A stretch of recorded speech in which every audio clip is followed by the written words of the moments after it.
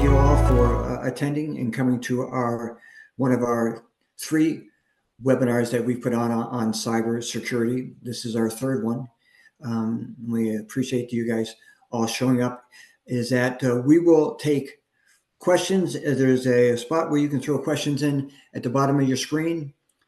So put any questions you might have in there. We'll look to address those as we get to the end of the webinar. You're looking at our agenda that we'll look to walk through here today. And as you see, DJ Foreman, he's a Chief Technology Officer for ITQue. He's been in the business for over 30 years, working in the IT industry, specializing in the area of cyber security, which is so big. My name is Rhett Bray. I'm the president of BeaconPath, and we implement and design and manage insurance and non-insurance services that are vital to the success for small businesses. So today you're going to see what is and why we use MFA, first and third party insurance coverages. We'll offer a free webinar scan and analysis for folks. Also, cyber insurance policy review. We'd be happy to do that, or you can have your current partner look to do that. And then we'll open ourselves up some questions and answers at the very end. So don't hesitate to throw those in. We'll be happy to get to those at the very end. So on this deal, DJ, I'm going to turn it over to you, and here you go. Well, thank you, Brett. Well, thank you, Rhett.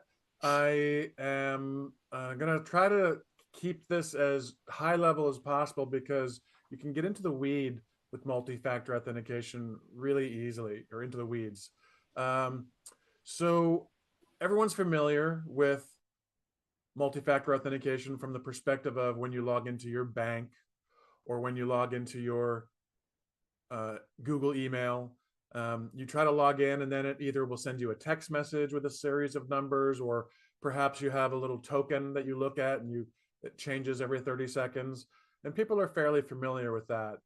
Sometimes it's called 2FA for two-factor authentication. The idea is that it's something you have, which is the token device or your cell phone where they can send you a text message, and it's something you know, your password. And so that's the 2 factors. Sometimes biometrics are involved when we get really complicated and really advanced. And so that's the basic idea, but it's very commonly misunderstood what you have to do to accomplish multi-factor authentication. Now, it's all well and good to have it on your email, but if you have it only on your email, then what would happen if you were logged into your computer and some bad actor was able to get some code onto your computer, either from a compromised website or maybe from an email that you were sent that you clicked on something that maybe you shouldn't have.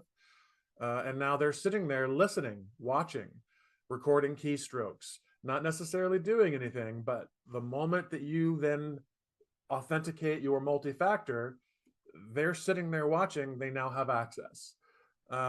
So that's why deploying multi-factor has to be looked at in a more holistic, more broad scope. You want to be able to protect not just what's the safe inside your home, to use an analogy, but also the front door. If you leave the front door open and unlocked, then people are going to get to that safe a lot faster. So that's the basic idea of when and where. And so then what you have to do is think about, what do I have to protect with multi-factor? What is the information? Is it important information to me? Is it important information to my clients? And then when you get into the area of does it affect my clients, then you start having to start talking about compliance, privacy laws at individual state levels. And then there's some requirements that you have to meet from that perspective. It doesn't have to be too hard to deploy it. Once you have it in place, then it's pretty universal across most systems, where you can just add yourself with a QR code. Everyone is probably at this point quite used to doing things like Zoom meetings and like using QR codes, especially these days. If you go to a restaurant, a little less nowadays, requirements have loosened up, but you get a QR code so you don't have to touch anything. Same thing with MFA. You go to the section of whatever it is that you want to protect, whether that's your email or whether that's your QuickBooks Online that you log into, your Salesforce, doesn't matter. It could be video games that you play with your children. it could be your Amazon account. Once you have the multi-factor in place, then you start turning it on at all of these different sites individually. You put up usually your phone, you take a picture of the QR code, and a few clicks later, you're protected. And at that point now, everything is centralized against your multi-factor authentication, whatever device. Sometimes that device is your cell phone. For most of us, it probably is. You can do it a couple of different ways, but the reason that this is so important is because of what's called a dictionary attack. What this essentially means is that somebody takes like the dictionary with all the English words that are available, and then they take that dictionary and they just try to log in using every single word in the dictionary over and over and over again. It gets to be a little bit more complicated when you have things like on the dark web, lists of compromised passwords. It doesn't have to be your specific password, but any compromised password. And so what the bad actors will do is take a dictionary, if you will, of these passwords, and then try those against all of your accounts. And that's the kind of thing that you want to, that multi-factor protects against, is that you log in, you put in your password or ideally your passphrase. That's a whole other webinar. We can talk about the differences with passwords and passphrases. But at that point, then you get prompted for that thing that you have, right? It's not just something you know, it's something you have. And that's why it's so important, is that otherwise you are allowing these bad actors to just knock on the door all day long and just try over and over and over and over until they get access. So that's the basic idea behind multi-factor authentication. It is sometimes a little tough to get started, and there's a psychological aspect of this that is important to understand. And I'll say this with a little bit tongue-in-cheek. I hate multi-factor authentication. Okay, let me break that down a little bit. I don't actually hate it. It's very important. But I know that all of you feel that way as well. It's a psychological effect. It's quite interesting. I went to a trade show where a psychologist was explaining this to a room full of 5,000 people, and you should have heard the moment with all these people where they realized, oh, it's not security I don't like. Of course, why would I have any feeling towards security? The reason that we all get so frustrated with it is because we're being forced to do something that wasn't our decision. And it's at a subconscious level. It pisses you off. And especially if you're a business owner or a decision maker, then you really are going to be rubbed the wrong way by that, because you're being forced to do something that wasn't your decision. It's an interesting psychological effect, but it's really, if you dig into it and you take a look in the mirror, that's the real reason that we're so frustrated with all of these security steps, is because we're being forced into it by a bunch of, bad actors, bad people doing bad things. But you have to think about it from the same perspective of, why do you put LoJack in your car? Why do you lock your front door? Why do you have an alarm system for your house? Why do you put your money in a safe? Why do you have a safe deposit in a box in a bank? These are all the same reasons. You'd rather not spend that time and money and effort, but that's just not realistic.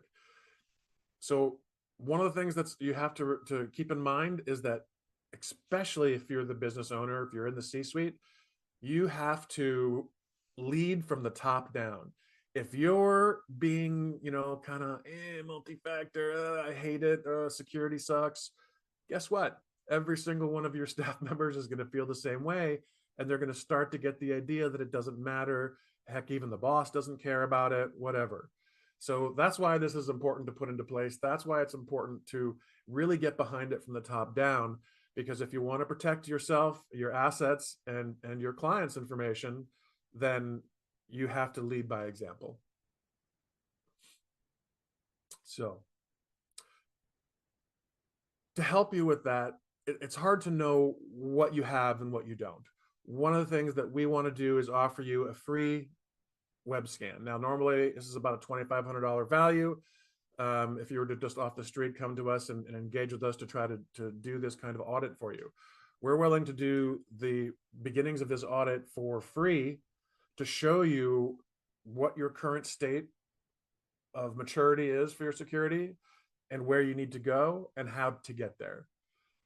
We would love to work with you, but we're very happy to provide you the blueprint to take to whoever your current IT provider is, whether that's your nephews, cousins, uncles, brothers, niece, nephew, grandmother. It doesn't matter who it is.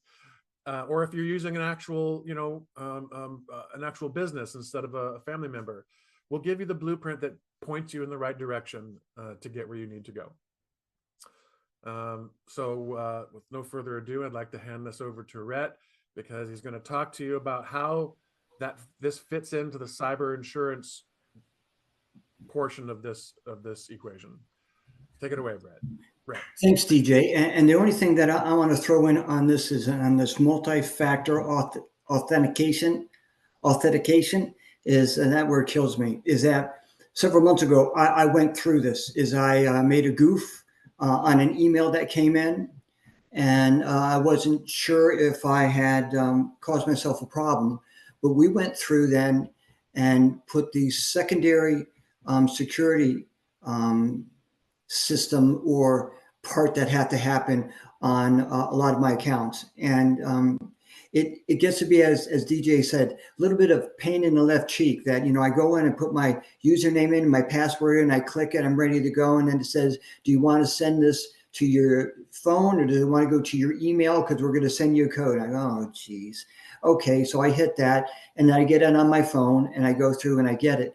But it was just, it is a little bit another step, but I love what you talked about, DJ, is that we use bank accounts, we use safe deposit box, we lock our front doors, we do this, but we don't do this sometimes in regards to how we communicate in this day and age, which is emails, always through the internet.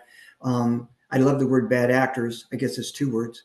But there's people out there hawking. And what I'll touch base about is cyber insurance and protecting it. And there's 2 areas in your cyber contract you want to take a look at and know you have. One is this first party cyber insurance coverages. And this is the coverage that actually pertains to you as a business. Incident response costs, these are losses that you can sustain from a cyber breach or cyber attack, which is you for your company. Our next one that we have up here is data recovery. And this is expenses to help you recover and reconstruct data that you've lost, or your deleted emails or information, or corrupted emails or information and data that you have. And thirdly is business interruption losses. Again, for you, is that if you're down for a couple of days, you're down for a week or a month, is that there's protections financially to assist you for your profits that you're losing and for the costs of doing business. So again, first party is directly ready to taking care of you from a financial standpoint, and also is the assistance that you get from your cyber insurance policy in regards to legal advice and assistance and safeguards there. The third party cyber insurance coverage is for your clients and the people that you work for and work with, customers, is that your breach or hack can affect them. So this is a data privacy liability, which covers a third party information that's compromised from one of your customers. Someone gets into your system, but they think they're not that interested in you, but they look to your customers who could be much bigger, their assets much bigger, their bank accounts much bigger than yours, and they're looking to go there. And if they are harmed, they will turn around and look to sue you to recover the losses they have. Regulatory defense, this applies to penalties, defensive costs, regulatory actions that are now out there that the government puts out there, that we have to make sure that we are protecting ourselves and our customers from that. And the last one is a multimedia liability, which is defense and civil damages, defamation, libel, slander through publications, or how you might promote either your product or product of somebody else's. And then it comes back and you're the one who was compromised, and this bad actors got to your customers or the people you work with, and that now they've been affected. So these 2 areas that you want to be looking for in a cyber insurance policy is the first party coverage, which is to cover you for any of your loss. Second one is third party coverage for customers that you have that could be affected by it. and you'd be held liable for their losses. So in conclusion is that we talk about take action now. Compromising and the bad actors, they work in 24/7 and they're just out there. That's all they do all day. So the longer you wait, it's not so much that we say about if it happens to you, it's usually kind of when it's going to happen to you. You can't predict the future, so you just don't know when this might happen. And like any type of loss you may have, it takes your eye off the ball, and there's other time, effort, money that has to go into taking care of these failures, these lumps that we get there. And then, and our third one here is that we would do, and we certainly would offer a free policy review. You can request it from us and we'd be happy to do it, or you can go to your current P&C broker and ask them to do a review of your policy to make sure you have the coverages in place that you need to do. A thorough examination of your current policy, identify gaps in coverage or overlaps or outdated terms, ensuring you're getting the best value and protections that you need. And again, why you should do it, we talk about peace of mind, cost savings, discover the potential savings by updating or adjusting your policy is that it can be become very aggressive from an insurance company to price these out for you, and personalized advice. You get the right recommendations on a annual and ongoing basis, because this is kind of a living, breathing entity, is that things change on a daily and a weekly basis. And DJ has talked about this before. The attacks that they're doing today won't be the same attacks they're doing Friday, and it won't be the same attacks they're trying on you next Tuesday. Is that they continue to adjust and change, and your cybersecurity and your policies need to make sure that they're keeping up with these changes that are continuing going on a regular basis out there for you on that. So I'm thinking with that, let's check questions. And I do have a couple here. And my first one here is for you, DJ. It goes this way. Can I use the same main password, but add something a bit different to it for each of my accounts? So the answer to that is actually a little complicated. People use alternating suffixes and prefixes for passwords a lot, and cipher substitutions. Now, depending on who you talk to, you'll get, this is kind of a joke in the security industry, ask 20 security technicians what their opinion on passwords are, and you're going to get 20 different answers.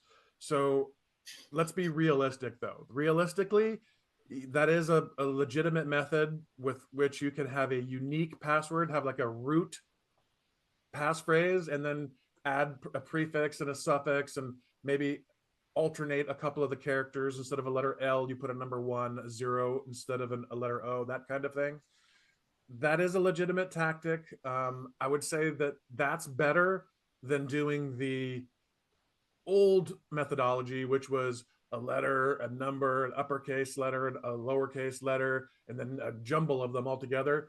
That's actually not as secure as you think it is. A computer doesn't care about all of that stuff. All you're doing is making it complicated for yourself.